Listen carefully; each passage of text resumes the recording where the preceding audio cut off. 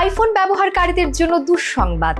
নতুন আইফোন 16 সিরিজে দেখা দিয়েছে বড় সমস্যা। ফোন চার্জ দেওয়ার সময় ডিভাইসে স্পর্শ করলেই ব্যবহারকারীরা পাচ্ছেন ইলেকট্রিক শক।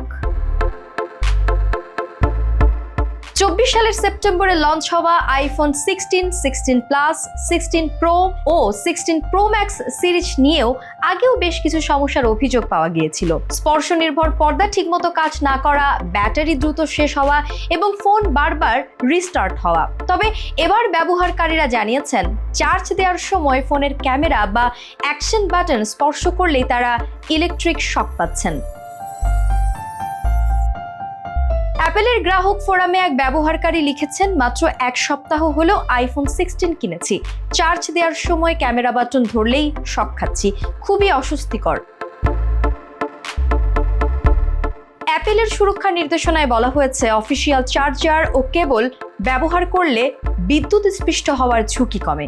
কিন্তু ভুক্তভোগীদের অনেকেই জানিয়েছেন, অ্যাপেলের অফিসিয়াল চার্জিং অ্যাক্সেসরিজ ব্যবহার করেও এই সমস্যা থেকে রেহাই পাননি। একজন মন্তব্য করেছেন, অফিসিয়াল কেবল ব্যবহার করেও সমস্যার সমাধান পায়নি, অ্যাপেলের উচিত দ্রুত ব্যবস্থা নেওয়া। এ বিষয়ে এখন পর্যন্ত অ্যাপেলের পক্ষ থেকে কোনো আনুষ্ঠানিক বিবৃতি আসেনি। তবে প্রযুক্তি বিশেষজ্ঞরা সতর্ক করেছেন যে এটি বড় ধরনের ঝুঁকির কারণ হতে পারে।